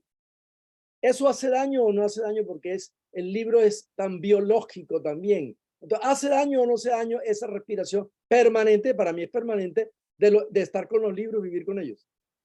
Hombre, Chucho, si tú aireas tu cuarto, así sea en las épocas de brisa, 5 minutos, aunque sea que abras ventanas, y el aire se va recambiando, realmente el impacto se reduce al mínimo, mínimo, mínimo. A veces el problema queda entre las páginas, literalmente. Y es que cuando abrimos un libro muy viejo, que hace rato no lo abrimos, y abrimos la página, respiramos humedad, respiramos contaminación. Generalmente es más presencia de esporas, de hongos, las que hay allí. Entonces, a veces hay que hacer esa famosa curaduría, y es de vez en cuando hacer la labor con buena mascarilla, ojalá con buenas gafas, de abrir libros, uno y otro, entonces dedicarte a, no sé, 10 libros por día, 20 libros por día, hacerle esa labor. Pero protégete mucho, y en un momento en que estén abiertas ventanas y puertas para que el aire se recambie, y lo haces a cierta distancia. Yo no sé si tú lo haces 20 libros al día, esa laborcita que dura unos pocos minutos, de pronto llega un día en que logres hacerlo todo en tu biblioteca. Comienza por los libros más viejos. Pero en general, si no lo haces, airearlo un ratico o un ratote, depende de si hay mucha brisa o no hay mucha brisa, al día, tu biblioteca, es una muy buena medida. Qué bien. Qué gracias. Gracias. Interesante. Julio Hidalgo. Adelante, Julio. ¿Me oyen? Sí, te oímos. Adelante. Alfonso Mario, te felicito por esta charla tan interesante. Gracias, Julio. Me preocupa realmente que sea también una utopía, que no se puede ya realizar. Yo creo que nos cogió ventaja esta situación. Entonces, ya estamos atrasados, ¿sí?, en resolver los problemas. Yo creo, como van las situaciones, nosotros, los más viejitos, pero también nuestros hijos y nietos, ya están perjudicados. Entonces, ese es el problema, ¿no? Hay buena voluntad, incluso en las Naciones Unidas, hacen reuniones y todo eso, pero ya me parece a mí es demasiado tarde. Julio, eso es correcto, eso es correcto. Cuando yo tenía, creo que 12 años tal vez, en unas vacaciones visitamos por primera vez Nueva York y fuimos a visitar la ONU, y dentro de eso fuimos a visitar el Gran Salón, vacío, ¿no? Con el guía turístico, el Gran Salón donde se reúnen todos los presidentes del mundo, y yo a los 12 años yo estaba feliz en ese idealismo bárbaro que uno tenía en ese momento, y decía, qué bueno que exista esto, qué bueno que aquí se resuelven todos los problemas del mundo. Y a medida que uno va creciendo, qué decepción tan bárbara, qué cosa tan triste. Mira, pasa lo mismo con las COP, las conferencias de las partes, ¿no? Que sobre el cambio climático. Qué cosas tan hermosas y qué documentos tan espectaculares. Hay que leerlos y uno llora de la emoción, ¿cierto? Y miren esto, por ejemplo, de grandes bancos mundiales, estatales, oficiales, financiando compañías que están deforestando la Amazonía. Entonces, yo en esos bellos documentos no creo mucho, porque como decía San Ignacio decía, a ver, aquí se la sabe mejor, yo creo que Bernardo y ustedes que yo, ¿no? Pero que en pocas palabras, hombre, lo que vale son las obras, no las palabras. Un documento soporta todo, todo. Pero hágale, eso es otra historia. Desgraciadamente, yo creo que de verdad, no hay voluntad cierta en la mayoría de los países del mundo en que se solucione o se maneje con eficacia el problema del cambio climático. Yo creo eso, que no hay voluntad cierta. Hay ciertos países que han hecho ciertas experiencias y han logrado disminuir las emisiones de carbono, interesante. O sea, hay países que lo están haciendo, pero a nivel del mundo, la mayoría del mundo, tristemente, no lo está haciendo.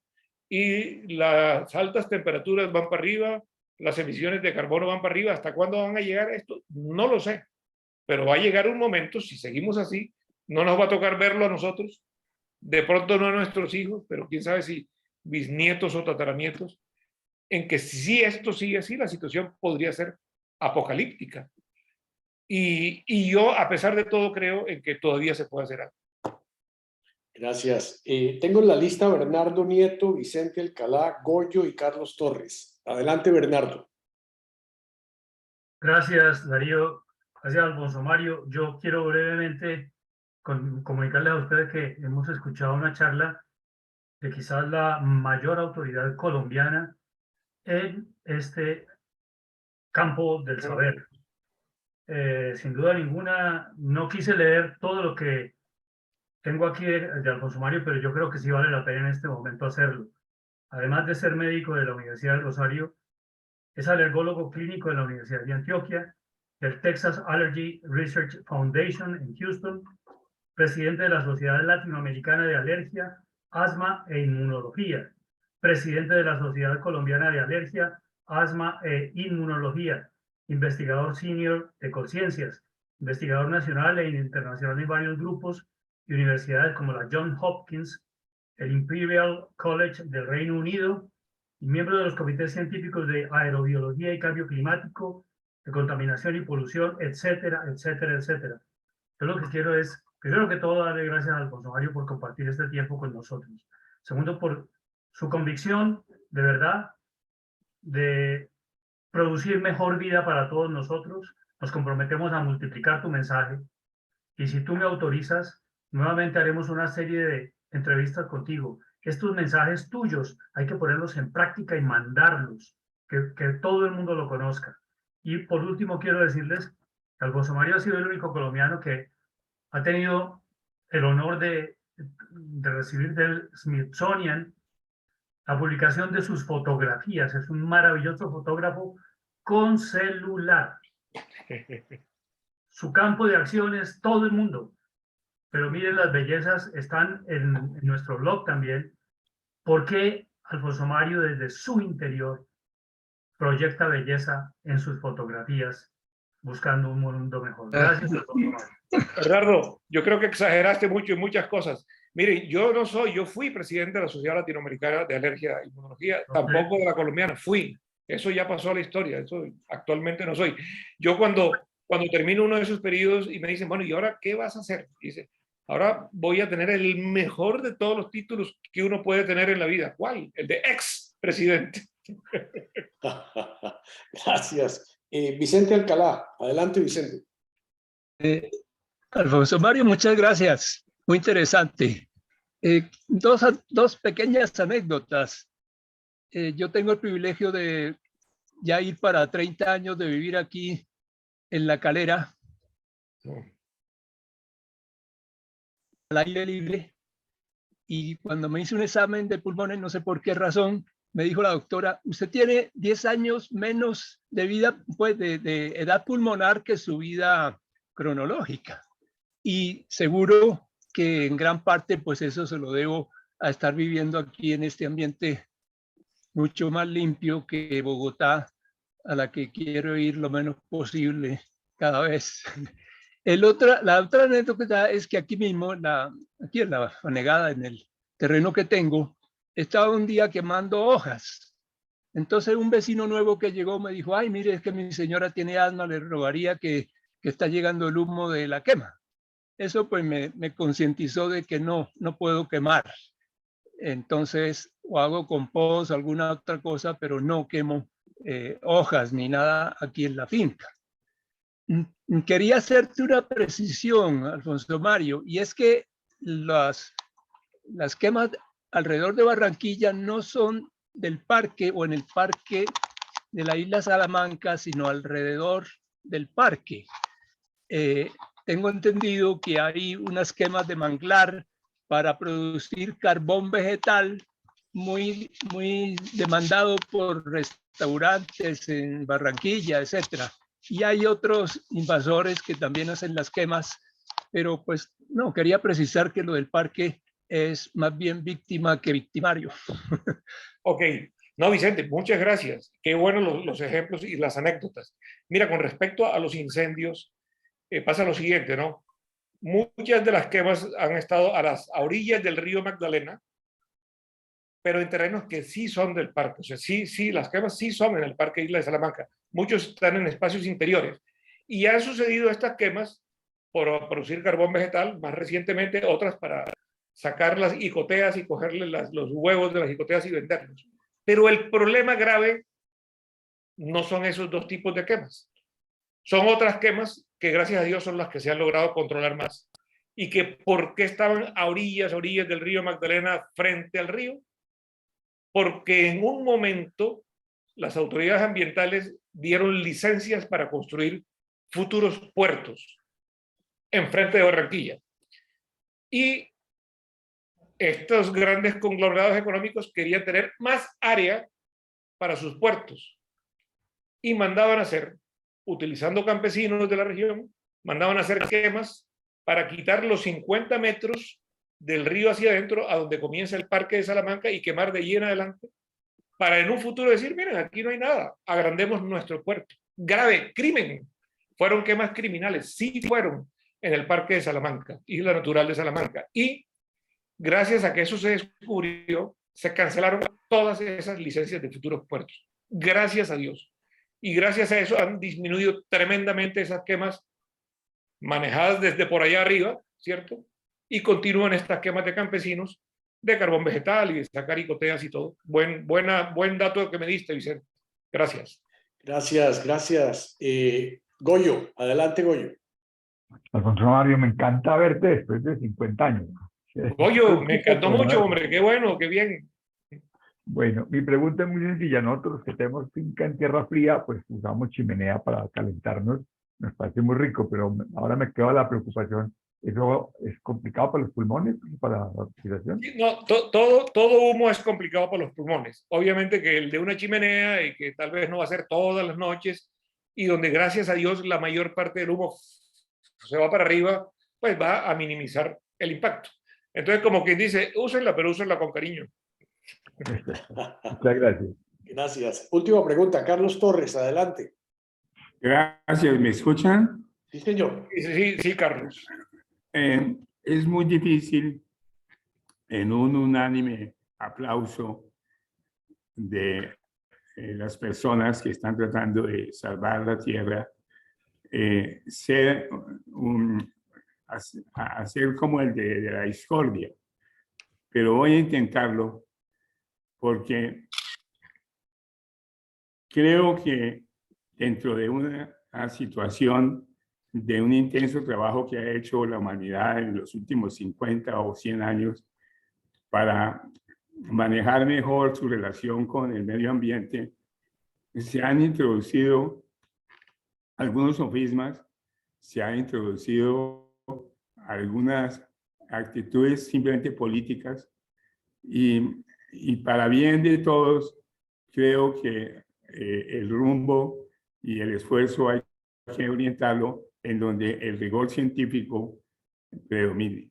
Me refiero a temas que han demostrado que se puede perfectamente convivir entre el ser humano y la naturaleza, a menos que el ser humano esté interesado políticamente, como decimos, en otra conclusión.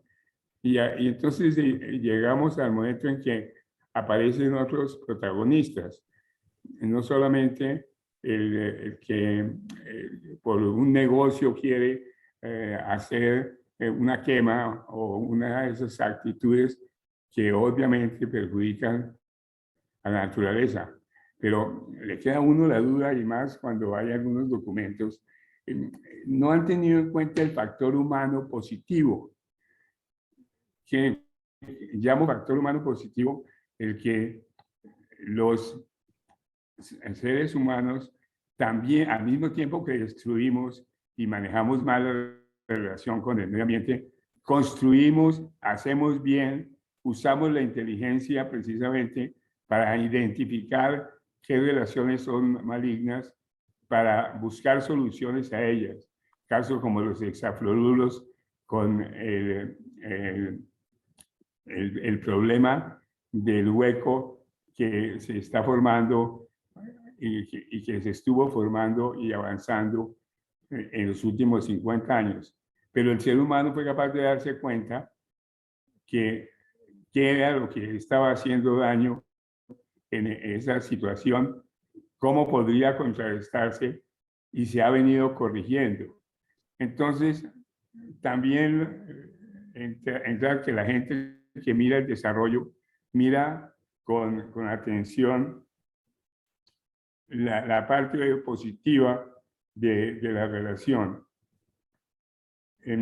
Muchos ejemplos se podrían poner y no me quiero alargar, pero lo que quiero dejar en claro es que hay una exageración tremendamente grande de lo ambiental, y que ha llevado a que muchos proyectos, mucho avance que podría tener el ser humano en su relación con la tierra. Yo quiero preguntar, ¿cuál es el mundo que queremos conservar? Porque no me queda claro, y con eso termino.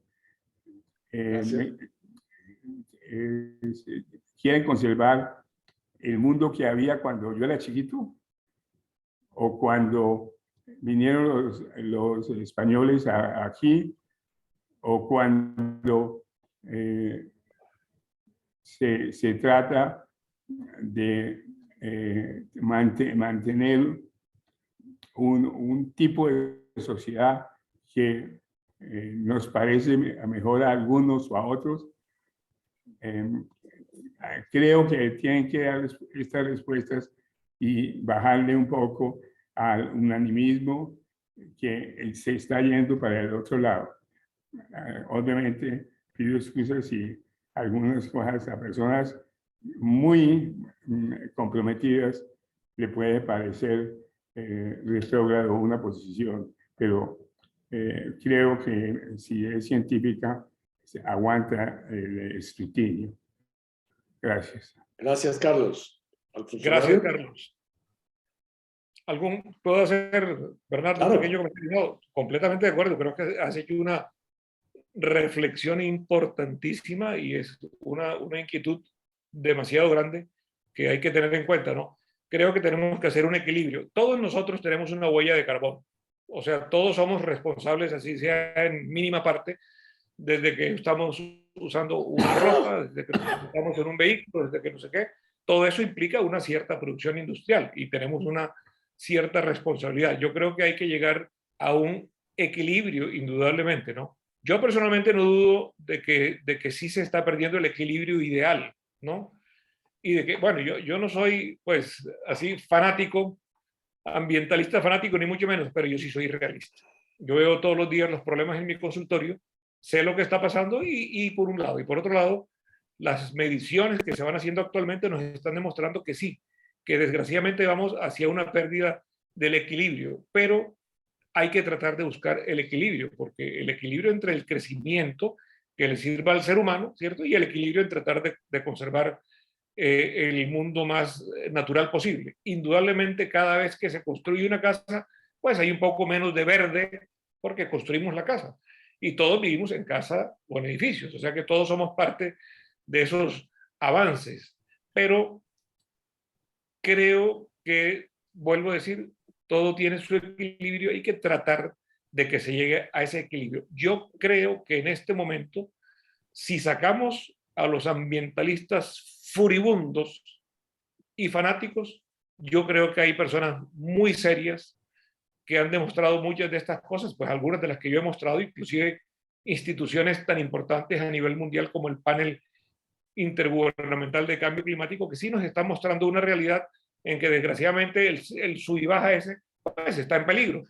Pero estoy de acuerdo, Carlos, tus inquietudes y reflexiones muy profundas, completamente válidas. Gracias, Alfonso Mario. Quiero terminar con un pequeño comentario mío.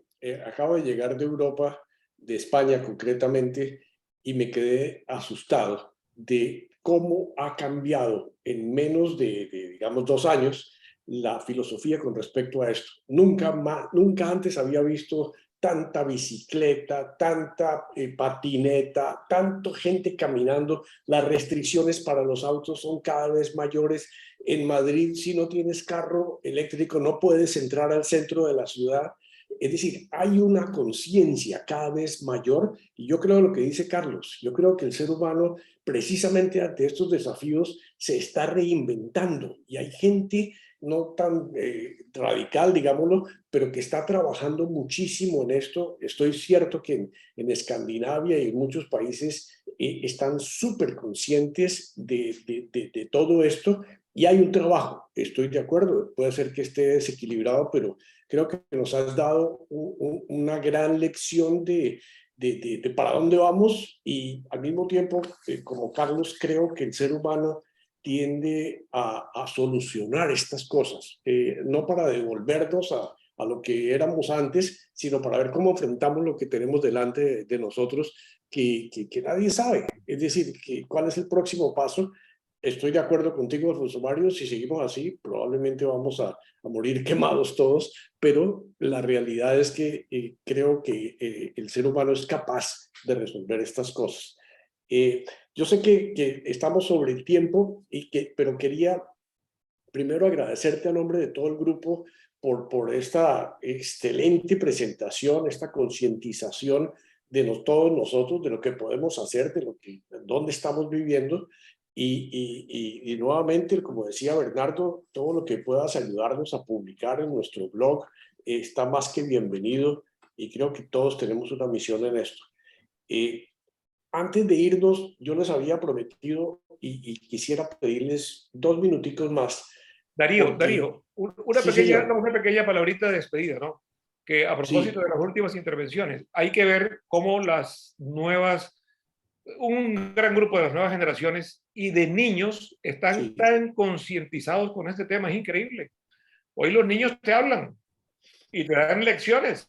No, eso no se debe hacer, porque eso contamina, eso daña el mundo.